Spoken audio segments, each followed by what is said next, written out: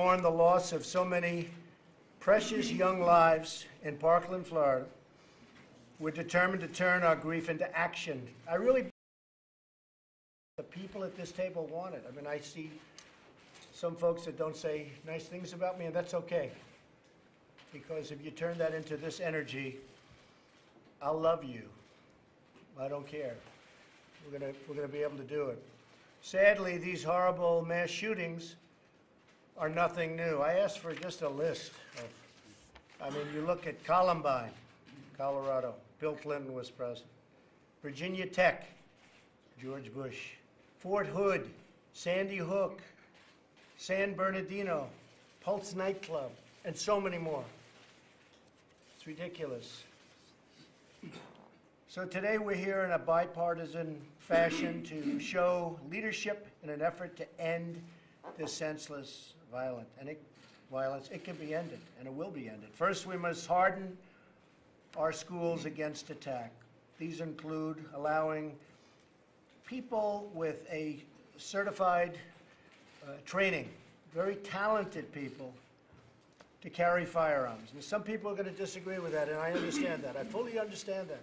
And if you do, I want you to speak up today, and we'll listen. But 98% of all mass shootings in the United States since 1950 have taken place in gun-free zones, where guns were not inside the school, or, as an example, you take Pulse nightclub. If you had one person in that room that could carry a gun and knew how to use it, it wouldn't have happened, or certainly not to the extent it did, where he was just in there shooting and shooting and shooting, and they were defenseless. So just remember that. 98% of all mass public shootings in the United States since 1950 have taken place in gun-free zones. It's terrible.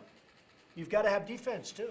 You can't just be sitting ducks. And that's exactly what we've allowed people in these buildings and schools to be. Second, we have to confront mental health. There's never been a case that I've ever seen, I'm sure everybody would feel the same, where mental health was so obviously 39 different red flags. I mean, everybody was seeing them. The local police, the state police, the FBI, everybody was seeing that this guy was sick and nothing happened. Third, we have to ensure that when students, educators, family, neighbors, that when they warn authorities, that the authorities act quickly and decisively, unlike what took place in Florida, which was horrible. Fourth, we have to pursue common sense measures that protect the rights of law-abiding Americans while keeping guns. And we have to keep the guns out of the hands of those that pose the threat. And this really includes background checks. And I know, Senator, that you're working on things. Joe, I know you're working, and I mean, I'm looking at a number of the folks around the table. You're working on different bills. We have to get them. We have to get them done. We have to get them done, and they have to be strong. The background checks. Hey, look, I'm the biggest fan of the Second Amendment. Many of you are. I'm a big fan of the NRA, but I had lunch with them, with Wayne and Chris and David, on Sunday, and said, "It's time. We got to stop this nonsense. It's time." So we've made suggestions to many of you, and I think you're going to put a lot of those suggestions in. Plus, you're going to have your own ideas. Certain ideas sound good, but they're not good. You know, you can harden the site to a level that nobody can get in. The problem is if the shooter's inside and if he gets in the door and closes the door, we can't get people in. It's going to cost hundreds of millions of dollars all over the country, and we'll have nice hard sites. The door closes, and now we can't get in. Have to send a tractor through the walls. So we have to be careful of that. And we have to create a culture that cherishes life and human dignity. So we're going to all sit around. We're going to come up with some ideas. Hopefully we can put those ideas in a very bipartisan bill. It would be so beautiful to have one bill that everybody could support, as opposed to, 15 bills. Everybody's got their own bill. But if we could have one terrific bill that everybody, started by the people around this table, special people. These are the people that seem to be just most interested, very interested in this problem, and it's a big problem. So with that, I think I'd like to start. Maybe I'll ask John, you can start off, and then we'll go back and forth. leave the media for a little while and they can hear some thought. But it's something that can be done. There's no reason for this. But again, I really believe that those people, it's idealistic, it's wonderful, it's a beautiful thing. But if you think that somebody's going to be able to walk into a school, if they feel that they're not going to have bullets coming at them from the other direction, you're never going to solve the problem. I feel that. I feel that. But I'm certainly open to suggestions. So, John, why don't you start? You've put in your fixed nicks, right, and let's see how it is, and go ahead. Well, thank you, Mr. President, Thank for you. getting us together and for expressing your sincere concern about this and trying to get us to a solution. I agree with you that leaving this town and going home empty-handed is not acceptable. The public demands that we act.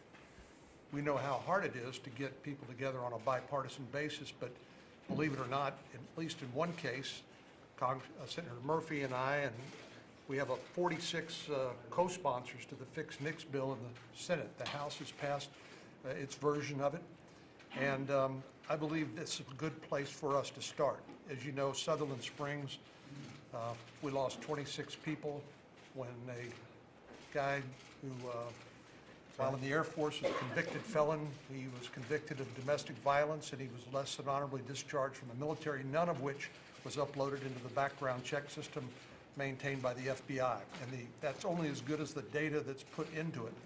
So Senator Murphy and I and 46 Senate colleagues on a bipartisan basis have what we think is a start. It's not the end-all, be-all. There's other things that people want to add to it. You've talked about the bump stock issue that Senator Feinstein, I know, cares passionately about. And I'm going to write that out, But let's because get we can started. do that with an executive order. I'm going to write the bump stock, essentially write it out. So you won't have to worry about bump stock. Shortly, that'll be gone. We can focus on other things. Frankly, I don't even know if it would be good in this bill. It's nicer to have a separate piece of paper where it's gone, and we'll have that done pretty quickly. They're working on it right now, the lawyers. Go ahead. But we need to get started on things that only we can do, which would be this background check system. People have other ideas. They ought to offer those ideas. I'm not sure all of them will pass, but in the past, we've acquiesced to failure and have not done things that we know were within our power to accomplish, like the fixed NICS bill. So I would just like to recommend to you and to colleagues here that we get that done and we build on it. We don't stop there. We build on it, and because none of us want to look these families in the face in the wake of another mass shooting and say we failed to do everything within our power to stop it. And John, fixed NICS has some really good things in it, but it would be nice if we could add everything onto it. And maybe you change the title, all right? The U.S. background check bill or whatever. But your bill is really good and really important, having to do with a certain aspect. But maybe we could make it much more comprehensive and have one bill instead of 15 different bills that nobody knows what's happening. If we can get 60 votes for it, Mr. President, I think I'm all you can. for it. Honestly, I think, look, I really believe this is one of the things where you can actually get the 60 votes, and maybe easily. Diane, do you have something? Well, I do, Mr. President. You probably know this, but I became mayor of San Francisco as a product of assassination. I've been the victim of terrorist groups. The department gave me a weapon. They taught me how to shoot it, and we proceeded through the 1970s that way.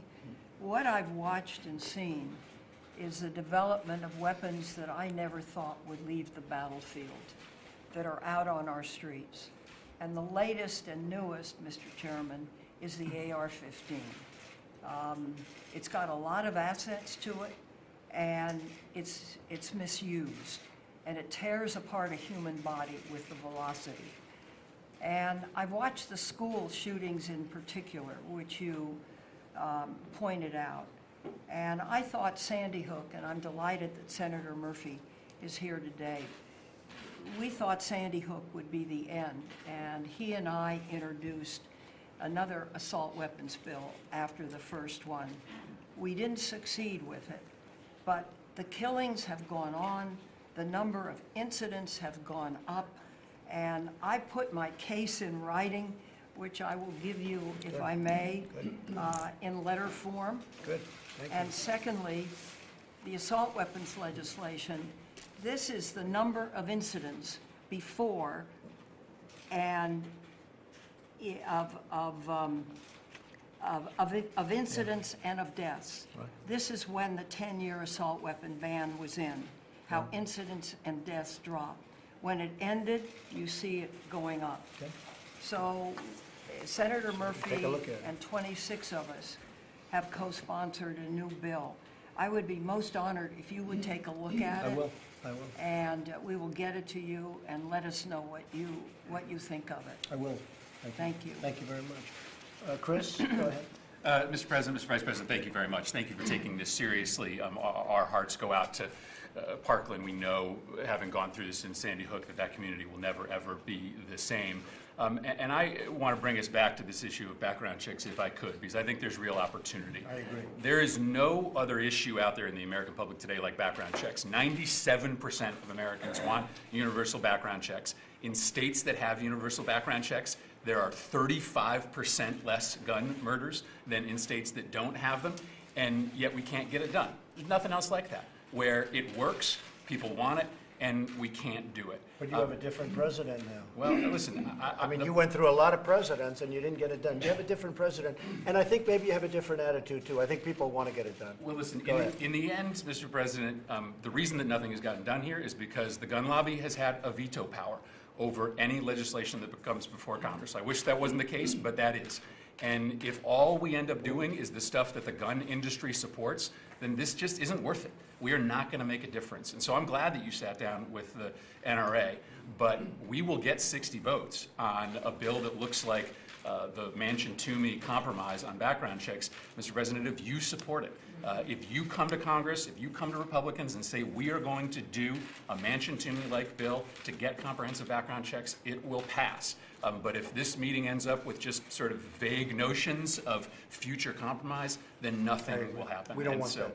So I think we have a unique opportunity to get comprehensive background checks, make sure that nobody buys a gun in this country that's a criminal, that's seriously mentally ill, that's on the terrorist watch list. But Mr. President, it's going to have to be you that brings the Republicans to the table on this, because right now the gun lobby would stop it in its tracks. I like that responsibility, Chris. I really do. I think it's time. It's time that a president stepped up. And we haven't had him, and I'm talking Democrat and Republican presidents. They have not stepped up. And maybe before I call on Marco, I'd like to have Pat Toomey and Joe Manchin. Could you just sort of detail your bill? Because I haven't heard a lot about it, actually. Thank you very much. Absolutely, Mr. President. And I do think our bill is the best chance of moving forward. We got 54 votes in 2013, the most that any bill in this space got.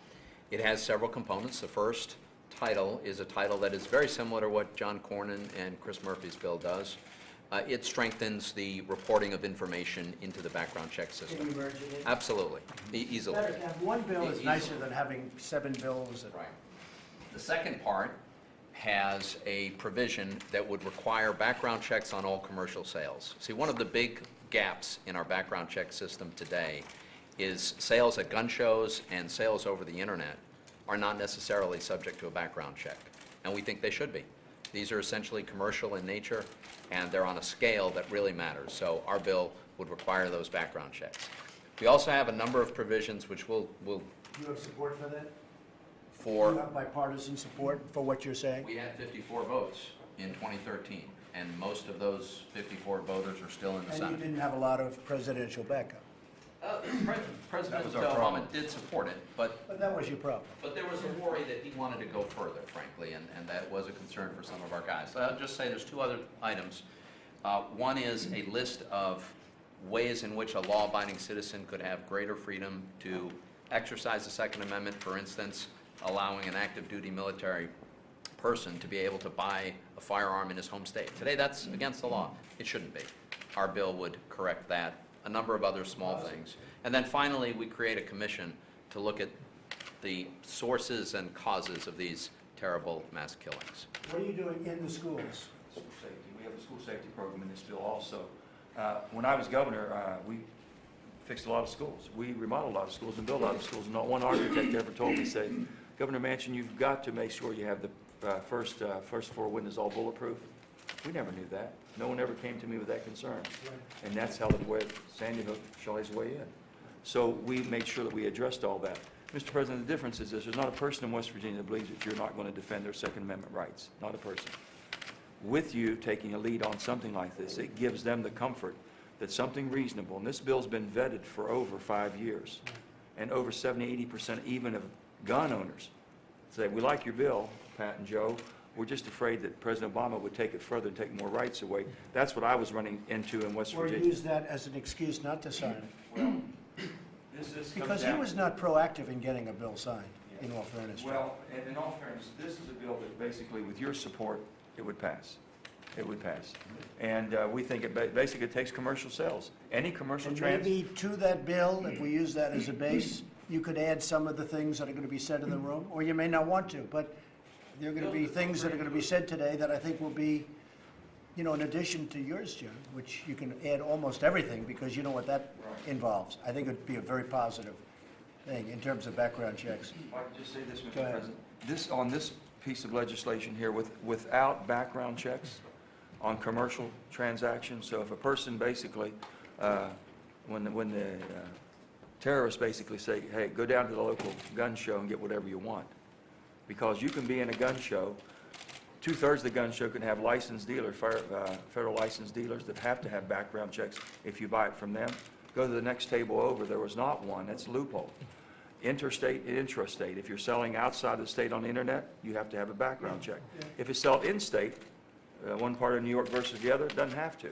This closes all those loopholes. This is a piece of Well, we have to legislation. do something about the mentally ill not being able to buy a gun. I mean, they have so many checks and balances that you could be mentally ill and it takes you 6 months before you can prohibit it. So we have to do something very decisive. Number one, you can take the guns away immediately from people that you can adjudge easily are mentally ill, like this guy. You know, the police saw that he was a problem. They didn't take any guns away. Now, that could have been policing. I think they should have taken them away anyway, whether they had the right or not. But I'll tell you this, you have to have very strong provisions for the mentally ill. Now, a lot of people are saying, oh, I shouldn't be saying that. I'll tell you what, I don't want mentally ill people to be having guns. Marco? Mr. President, thanks for bringing us here, because I think we all agree, we all know what the issues are that are fought over on this issue, but I think what everyone agrees on is we never want to see this happen again, anywhere in America. And you mentioned something about the shooting that I think is critical. This was a multi-systemic failure. And without pointing fingers or laying blame on anyone in particular that may or may not be here to defend themselves, the sheriff's office knew this was a problem, the school districts knew this was a problem, the FBI had been alerted to a problem, the Department of Children and Families in Florida knew that this was a problem. But the big problem is none of them talked to each other. Nobody told the others what they knew. And there is a bill out there that Senator Hatch is going to file very soon, and Congressman Rutherford and others here have already filed, and it's called the Stop School Violence Act, and I'll let them describe it more in detail. But one of the things that it does is it incentivizes the creation of this sort of synergy where all these people are talking to each other so they can compare notes and get ahead of this. The best way to prevent these is to stop it before it even starts. That doesn't mean we shouldn't harden schools. That doesn't mean we shouldn't have a debate on some other issues. But the best thing that could happen is know who these people are and get on them and get them the services they need and deny them the right to buy any gun. And I think that is something that holds tremendous bipartisan promise if we can come together on the things we agree on. And I would say one last point. In the state of Florida, they have a very different process than we do. But they are already moving on legislation, the governor and the legislature. They're going to pass something, perhaps by the end of this week, on a series of things. Now, we move a lot slower over here. But nonetheless, I think that's an example to us of what I hope we can do in Washington. Get done what we can agree on. We can still debate and try to act on some of the other things. But there are things we agree on. We owe it to these families to do those things. I agree, Marco.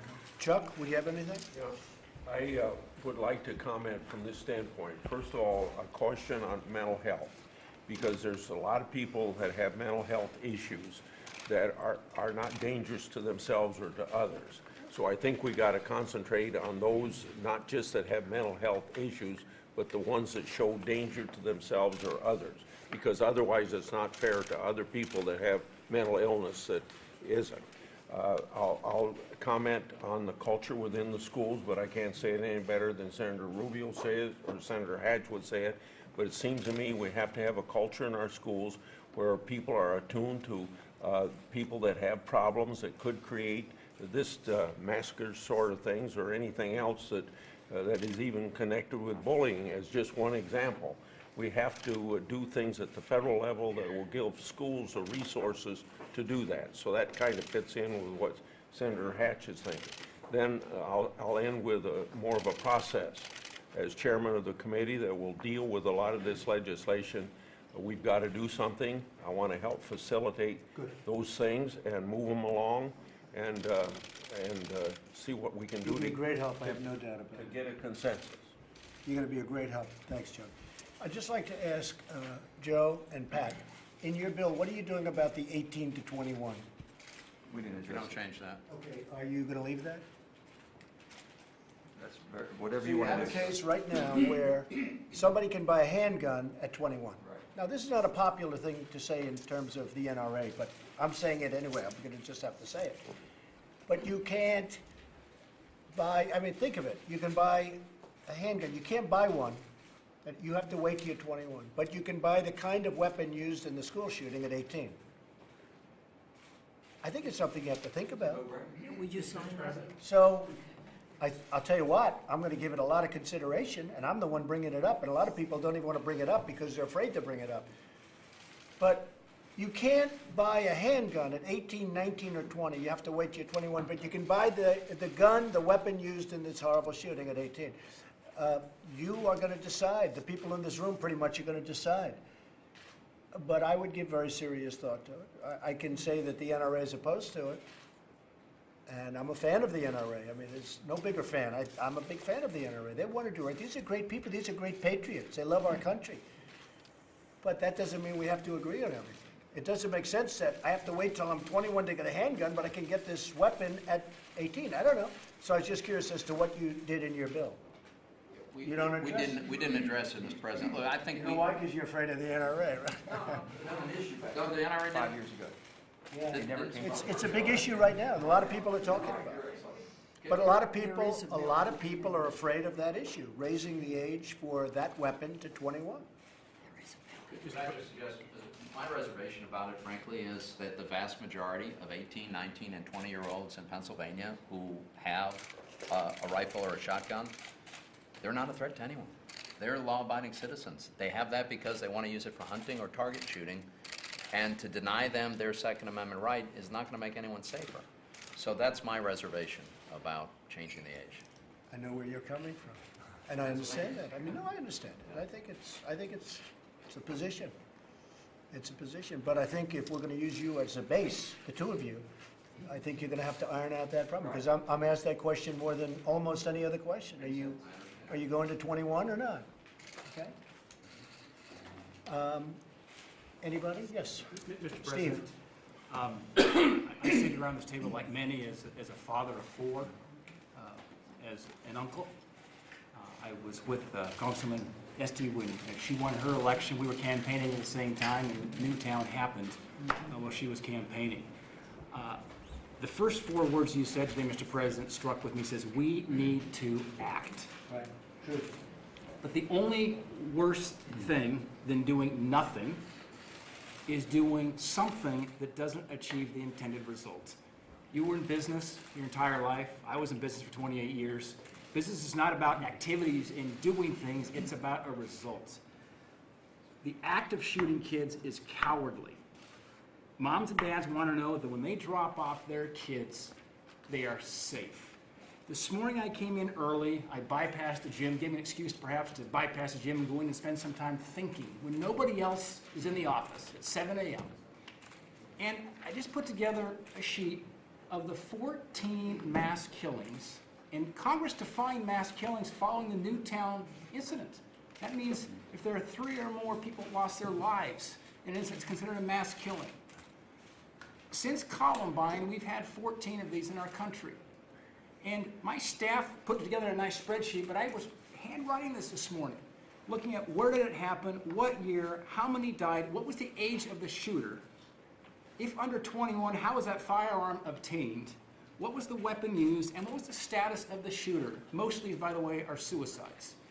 And was there offensive firepower on the inside of those facilities so that when the gunman comes in, we have defensive capability.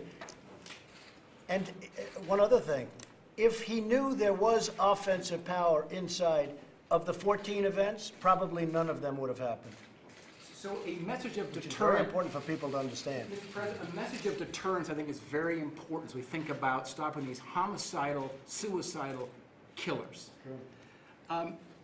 There were meetings in here right after 9/11, after that horrible event occurred. There were meetings over in the Situation Room right after it occurred. And we made a decision as a nation. We're going to secure our skies. We can never let that happen again. We had to restore the trust of the public to get back on airplanes. Mr. President, we need to secure our schools because parents want action now.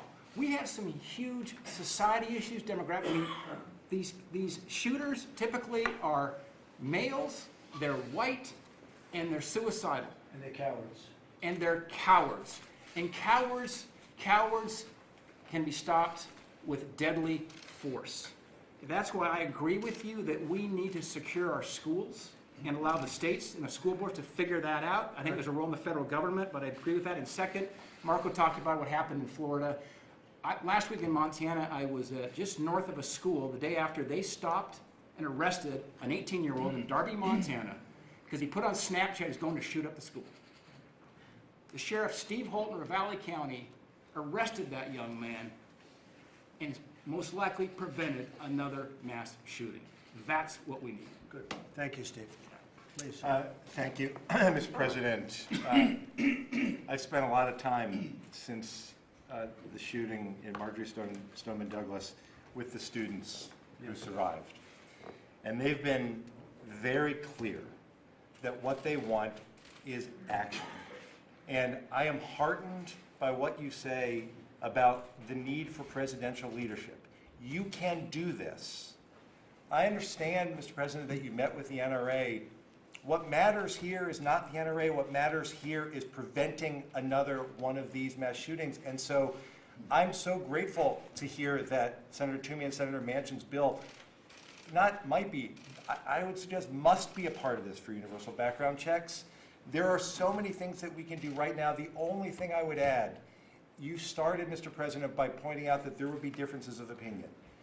Please know that there are great differences of opinion on the question of whether having teachers armed with guns firing back at a potential mass shooter is the answer.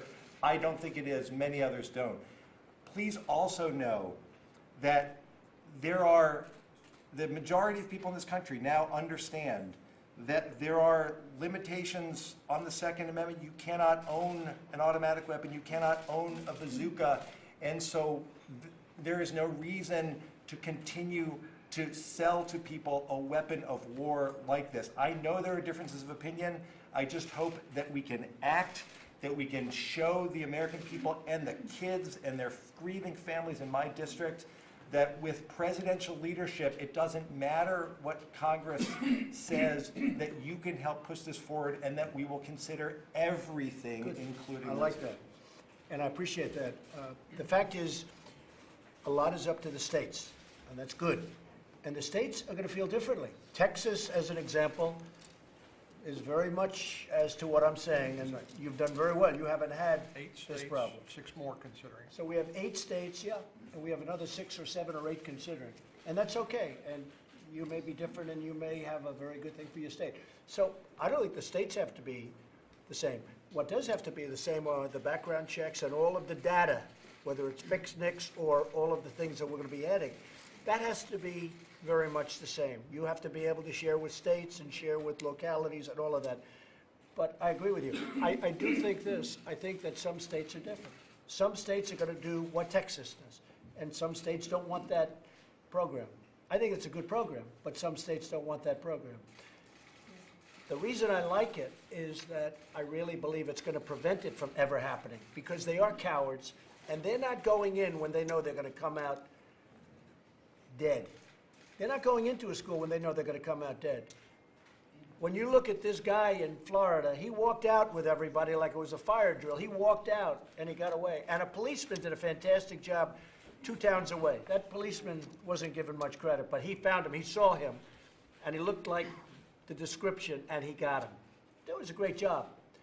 So we have to give them some credit, because this was not the finest day. This man, and probably 2 or 3 others, Marco, were not exactly very good. They didn't do their job very well. But I do agree with what you say. Amy, please. Mr. President, Thank thank you. you for calling us together today. And I Thank you. come from a proud hunting state, Yes, you you know do. that. Yes, So I have that hat, but then I also have law enforcement. I was a prosecutor for 8 years, and I got involved in this issue from police coming to me. And one of the issues they raised for years was the fact that there was this gun show loophole, and there were issues with commercial purchases that didn't allow them to get the information they need to make sure that the people were safe. And that's why I've been such a strong supporter of the Manchin-Toomey bill. Good. It's not going to fix everything, but it is a good base to start with. And I want to just make one more It's case. the best we've ever done, too. by And I far. want to make one more case, and we appreciate your support for that bill from a different perspective. And of course, I support Diane's bill and other things. But the states that have these background checks, they have a 38% lower domestic homicide rate. This is domestic violence. And for those cases especially, it makes a major difference. And this number, just for you to keep with you, 6,000 women in 10 years were killed by a partner, whether it was a spouse or boyfriend. 6,000. That is more than we lost for brave troops in Iraq and Afghanistan. Big time. And so just doing something on this background check issue and using that as a base, and then I would like to add some of these other things we've talked about, I think would make a major difference. So if you not could just add for that to schools. this bill, that would be great, Diane. If you could add what you have also, and I think you can, into the bill. so we Joe, can- are you ready? Can you do that? Joe, can you do that? Pat, can you add some of the things? You're not going to agree with me. Yeah, if you help.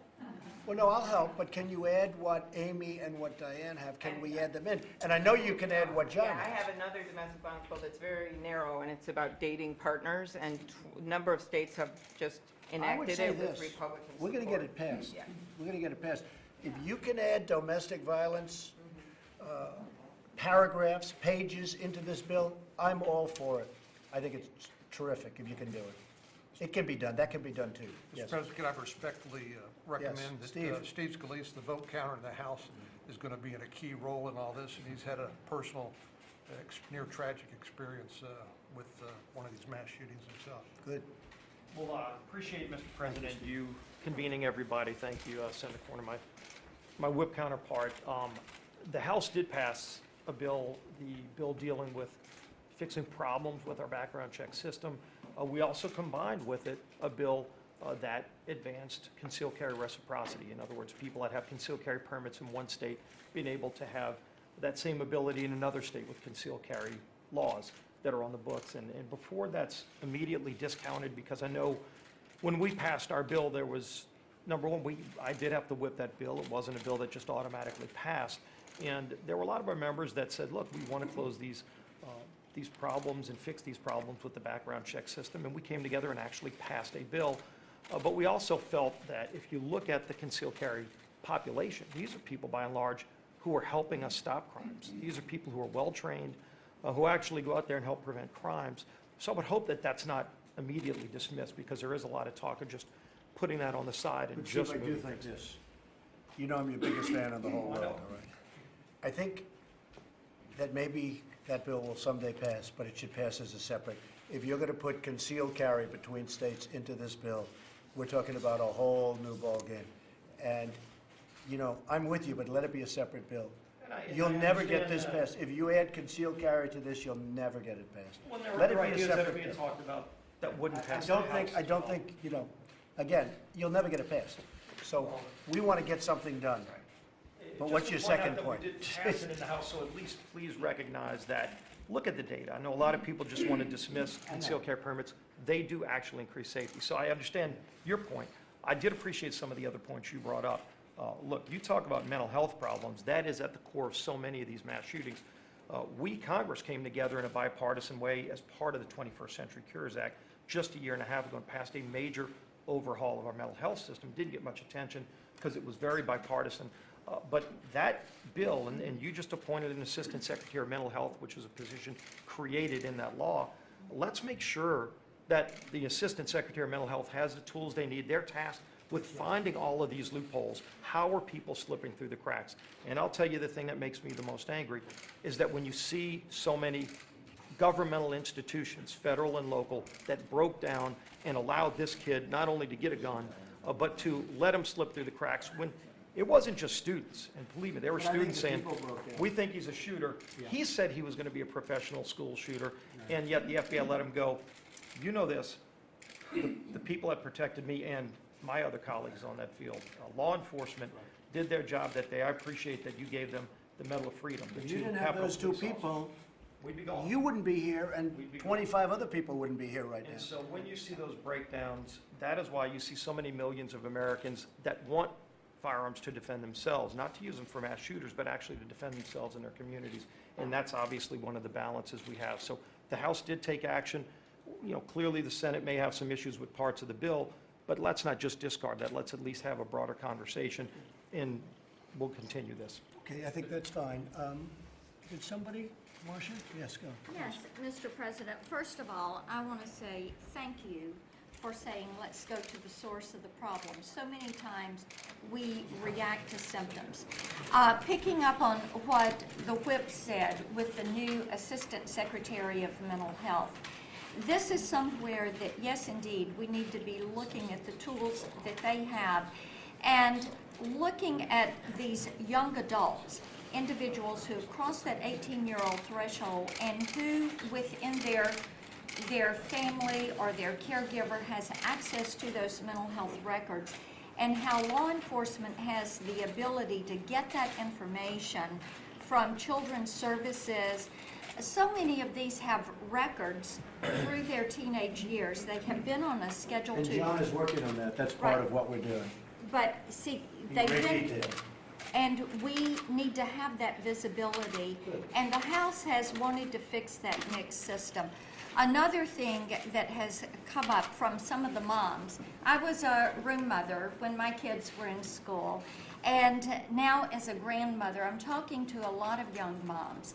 They have said one of the things we need to do as we review these issues is look at entertainment and the video games, the rating system, the movies, how things are approved and what children are being exposed to, and especially children that have some of these mental health issues, and they feel that has a role to play. Now, some of my No, sheriffs, I think that's a very important point. yeah, The video games, the movies, the internet stuff is so violent. It's so incredible. I see it.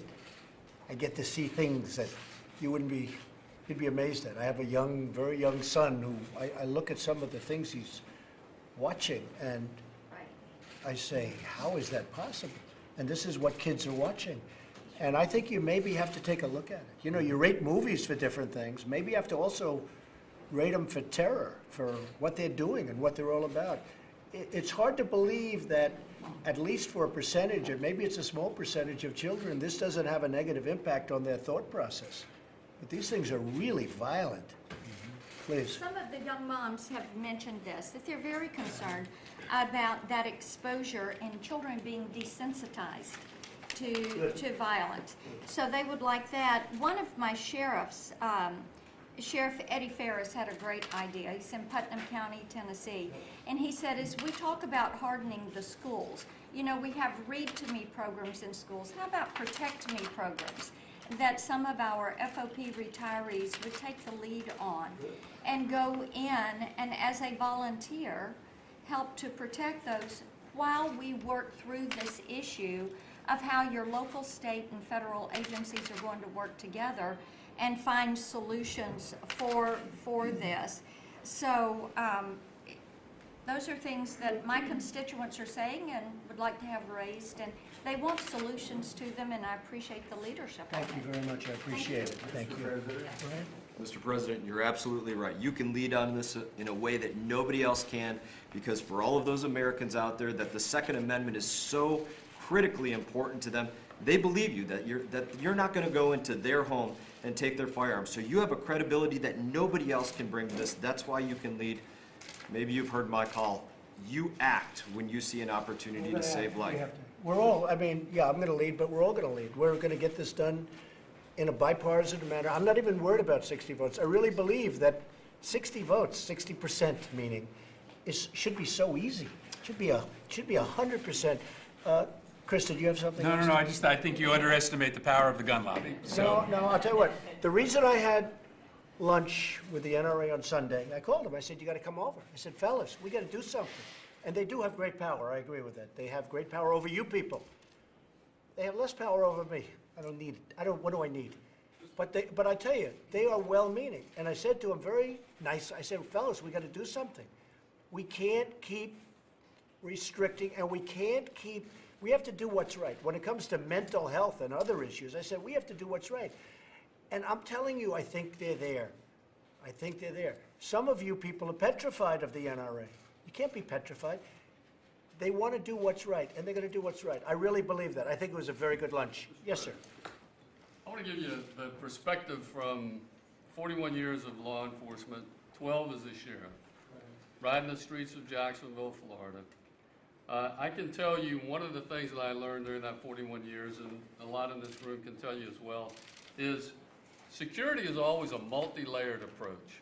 So as we talk about the background checks, who can buy a gun, who cannot, all of those things are important. And all of those are parts of the security that we can create for our country. But know this, and you said it, all of that can break down and someone go into a gun-free zone and just kill it will. Defenseless people. They're defenseless. So number one for security from a law enforcement perspective is you have to have, the only thing, and it sounds cliche, but it's cliche because it's true. The only thing that stops a bad guy with a gun is a good guy with a gun. And so you have to have those officers or some armed security at our schools. Now, the issue is, and we talk about, those are areas where there are no guns. The reason I carry a concealed firearm everywhere I go is because I don't know where those gun-free zones are. That I may be walking through at the mall or at the donut shop or wherever I might be. So that's why I carry concealed, so that I can protect myself, I can protect my family who might be with me, and I can protect all of those around me who choose not to carry a firearm. But you're not allowed concealed in a gun-free zone. No, well, so what do you do? You can't carry in those areas, and so you're the only safe. I mean, I'm at will like everybody else. Okay. So that's why they are the most dangerous places, gun-free zones. It's true. And that's why we need to look at, I think, going back to the concealed carry issue of national reciprocity. I just don't think you're going to get it approved, though, Judge. You're not going to get concealed carry approved. Amy and Diane and a lot of other people, people may consider, they're never going to consider it, but people may consider it, but they're not going to consider it in this bill. All it's going to mean, if you add... We don't want to do away with gun-free zones. As far as I'm concerned, I would, and I would do it with the military. In fact, I'm looking to get rid of gun-free zones in the military. We have military bases with gun-free zones, and we had 5 incredible soldiers, 3 of whom were championship shooters, that were nowhere near their gun, and this whack job walked in and killed all of them. And they were defenseless, and if they had their guns, he would have been gone in a second. And every time I walk into some place carrying concealed, I end a gun-free zone, whether it's a restaurant, whether it's a grocery store. On military bases to start, because you know what's happened there. All right. And let me close with this, because the mental health piece, I think, is critical for law enforcement. We actually take folks who are a danger to themselves or others, we Baker Act them in Florida. It's called the Baker Act. It's a crisis stabilization process. They're there for 3 days, 72 hours. They get stabilized, they get out. We have to give them their guns back. I tried not to do that one time and actually got sued and lost the case. Had to give the guns back and we got fined. So the state of Florida has this bill that was mentioned earlier that the Senate just passed. It has these risk protection orders built into them. And there's some states that already have that, I believe. And I think those are going to be critical for law enforcement to help take the guns out of the hands of Risk these protection. individuals who we know should not be carrying. And then we need to make sure that those individuals get placed into the national background check system. Right. And Mr. President, the Vice President state of Indiana has done a good job. Yes, go ahead, Mike. Well, in the category, you've spoken about it, Mr. President, gun violence restraining orders. They're called, California actually has a version of this. And I think in your meeting with governors earlier this week, individually and as a group, we spoke about states taking steps. But the focus is to literally give families and give local law enforcement additional tools if an individual is reported to be a potential danger to themselves or others. Allow due process so no one's rights are trampled, but the ability to go to court, obtain an order, and then collect not only the firearms, but any weapons in the possession Or of that Mike, individual. take the firearms first and then go to court, because that's another system, because a lot of times by the time you go to court, it takes so long to go to court to get the due process procedures. I like taking the guns early, like in this crazy man's case that just took place in Florida. He had a lot of firearms, they saw everything. To go to court would have taken a long time. So you could do exactly what you're saying, but take the guns first, go through due process second. We think about the tragedy in Sandy Hook and That's right. Adam Lanza's mother, who spoke to law enforcement, spoke to local officials. She was concerned over and over again. I know our colleague from Connecticut lived this and saw it, but to literally give families and tools, law enforcement, as my state has done, as other states have done, to be able to take action to remove those weapons for either a set period of time or longer to make sure that person can't be a threat. I like that. Marco? And just to add, obviously that's a state law provision, and I know there's some people working on what we can do at the federal level to incentivize states to do this, but states are allowed to do it right now, and hopefully Florida will do that here shortly. And it brings home this point. I think the Vice President alluded to it, and Congressman Rutherford just touched on it as well. There are people here that tried to do something. They called. They called the FBI. They called the sheriff's office. But legally, they had no recourse to sort of get ahead of this and stop it in terms of taking away his guns and placing him in a facility or some other measure with a court order to prevent him from being able to do this. And even if law enforcement had gone to see him, they would have been limited ultimately in their options as well. So this is an idea states can do, and I think there may be something we can do to incentivize it. I know we've been talking to your office and Senator Blumenthal and others, but ultimately states can do that now, the way multiple states have already done, and hopefully Florida will do. Mr. President, in the 21st Century Cures Bill, Senator Murphy and I worked on, part of it involved the Mental Health and Safe Communities Act. We provided additional grants to jurisdictions that use assisted outpatient treatment. So it's sort of a variation on what the Vice President talked about. Adam Lanza's mother, if he wasn't compliant with his medications, wouldn't follow doctor's orders, and she needed some help, could go to court, a civil court, and get a court order that forced him to take his medication and follow his doctor's orders. Many people with mental illness can be, if they take their medication, if they're compliant, can function productively in society. So there are a variety of tools, and that's one that's already in law in addition to what the states are doing. So let me just ask this, Chris and John, are you better off having a one-off bill, or can you merge it into Joe and Pat's bill? Because I like that much better, having a comprehensive bill. Some people don't like the word comprehensive when they talk. I like the word comprehensive. You know, they say, oh, that's a bad word because it represents things. I mean, to me, I like the word comprehensive. I'd rather have a comprehensive bill. Can you merge yours into this bill, or would you rather have a separate mix bill? Mr. President, the most important thing you said at the outset is that we act. You have to act. And we don't go home empty-handed. So But whatever you know we what? can It'd do be to nice work to act. together to act. Yeah, but it would really be nice to create something that's beautiful, that works. I think And you know the biggest thing, Chris, the biggest surprise to me, because I've only been doing this for 2 years, right? 3 years now. Time flies. But I've been here for a little more than a year. What surprises me more than anything else is that nothing's been done for all these years. Because I really see a lot of common ground, whether it's Democrat, Republican. I'm so surprised. I'm sitting here and I'm saying, you know, there's a lot of commonality here. There's a lot of people that are agreeing with pretty much everything you guys are writing and that you guys are writing. I don't understand why this hasn't happened for the last 20 years. Nothing's happened. So we're going to get it done. I think we can add anything to fix NICS that has 60 votes. And I think our argument is that background checks can be added to this if it has your support. And Mr. President, I would just add, I hope we follow the data here, because the data is going to tell you, we've talked a lot about safe schools, a lot about mental illness. The data tells you that America has a gun violence rate that is 20 times that of every other industrialized country in the world. But we don't have a higher mental illness rate. Our schools aren't less safe.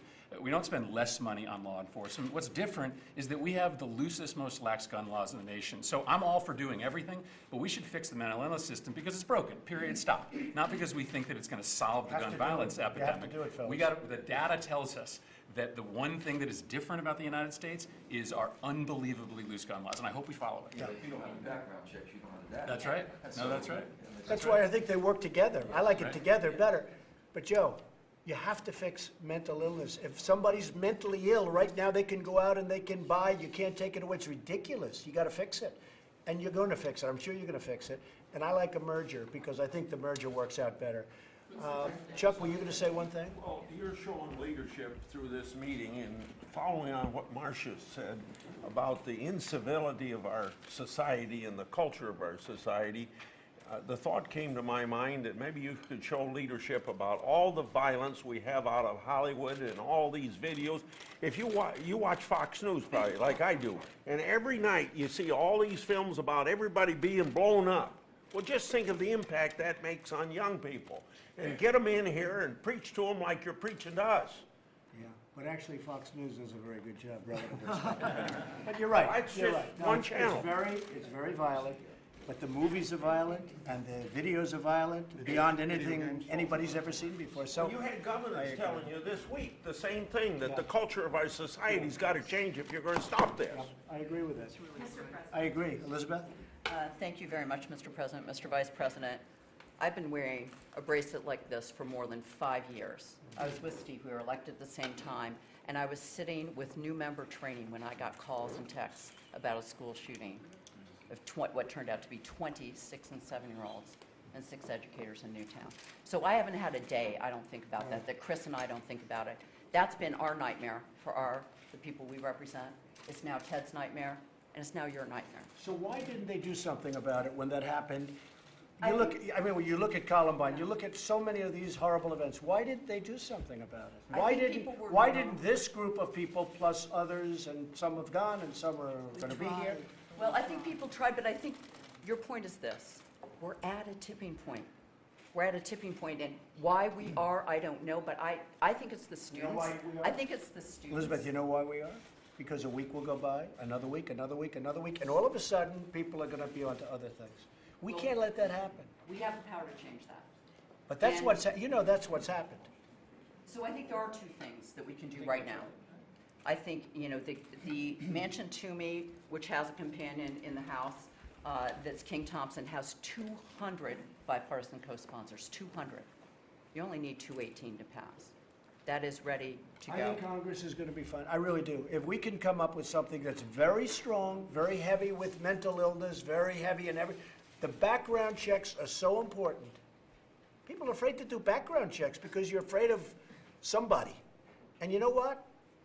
You're going to be more popular if you do. If you have a strong, good, I don't care who's endorsing you or not endorsing, you're going to be more popular if that's what you're into.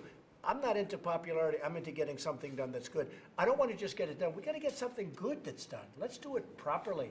Yes, John, real fast. Mr. President, let me talk about how to keep guns out of the hands of good folk, or bad folks. One of the issues is the gun show loophole that everyone talks about, but it's also guns that are stolen out of cars that good gun owners are not storing properly. Stolen guns kill more people than guns that are bought legally. One way to prevent that is through a background check at the point of sale of every gun. FFL dealers, they do it, but I can buy a gun off the street from an individual that I've never met before, and nobody does a background check. Here's what you do. You require a purchaser's permit at the point of sale of every gun in this country. At the point of sale, you have to have a buyer's permit. And the way you get your buyer's permit is, if I want to buy a gun from Senator Rubio, I go to an FFL dealer, I have my background check run, I get my buyer's permit, I take it to him, and he sells me his gun after I show him my permit. The NRA would love Now that. listen, if I don't have my permit, it's against the law for him to sell it to me, and it's against the law for me to buy it. Now, everybody's thinking, well, heck, nobody's going to do that, and who's going to know?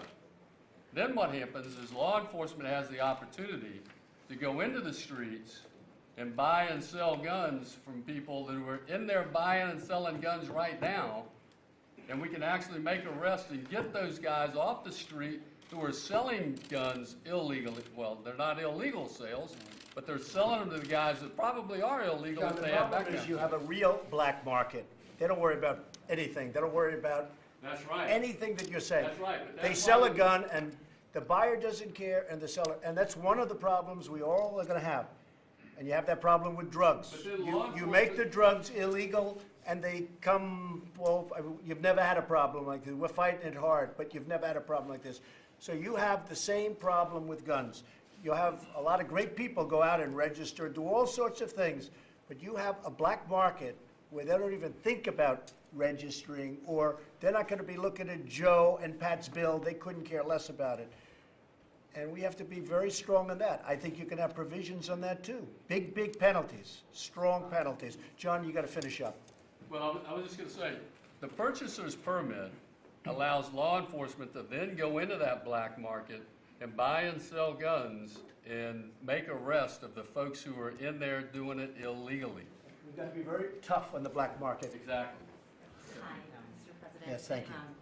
I represent a district in Central Florida, and we were deeply affected by Pulse. And I think in the aftermath of these types of tragedies, the American people really want to see us, their elected leaders, working together to do something. And so I'm heartened. Hard to believe this didn't happen after Pulse. I mean, how bad was Pulse and nothing happened? Well, so thank you for bringing us all together. I've heard a number of ideas, and I wanted to present one that I hadn't heard yet. I have a bipartisan bill to remove the so-called Dickey Amendment, which has prevented over the last couple of decades the CDC and other federal agencies from researching gun violence. And I think that your Secretary of HHS has said he thinks we should be able to research gun violence. It's a key piece. Having facts and scientific data is a key piece in helping us address this national public health issue. And so I would hope that, we as lawmakers can have opinions about policies, but we should all have good sets of facts. And it's an easy fix. We just have to strike one sentence in the existing law to enable us to conduct the research that's much needed. Thank you very much. Maybe we'll sum up pretty quickly. Do you want to go really quickly? I do. Only because Congresswoman Esty brought this up. This is a bracelet that Marjorie Stoneman Douglas has been selling back home. I want to give it to you, and because I want this to be the last one of these that we ever have to have. Good. And if we can do universal background checks and ban bump stocks and increase the age to 21 and get rid of the Dickey Amendment and do it now and show the American people and my constituents, the people in Parkland, the grieving families and the students that we're actually ready to act, they'll feel better, and you can get this done, Mr. President. I want to give that to you. Okay, thank you very much. Thanks. Thank you. So if I could just sum up, Chris and John, Pat, Joe, maybe you could all get together. You'll start it from that standpoint. Other people, Diane, you have some very good ideas. We all have, I think everybody, Marco, I know you have a lot. Fellows, if you could all get together, if we could put in one great piece of legislation, Chuck, I think that you're going to have an amazing result in the vote. The votes are hard to get in Congress. That's what's been happening. You're going to have an amazing result. People are going to be shocked to see the number. It's not going to be 60. It's going to be way above 60. I mean, it may be a number that nobody would even believe. People want to see something happen. But they want to see something good happen, too, not just another piece of, I mean, you didn't pass anything, let alone some good stuff. We want to pass something great. And to me, something great has to be where you stop it from happening, and I think there's only one way. But again, if you feel not to have that, you understand. I want a counter. I want a very strong counterpunch. Because if you have a strong counterpunch, they're not going in, and you're not going to have this problem anymore. Remember the 98% figure. 98% of these attacks, gun-free zones. No backlash. No death to them. Death to everybody else.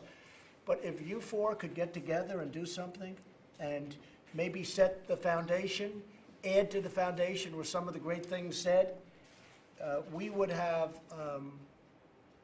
we're going to have a bill. Steve, it's very hard to add the one thing that you want. I mean, I will tell you, I'm a fan.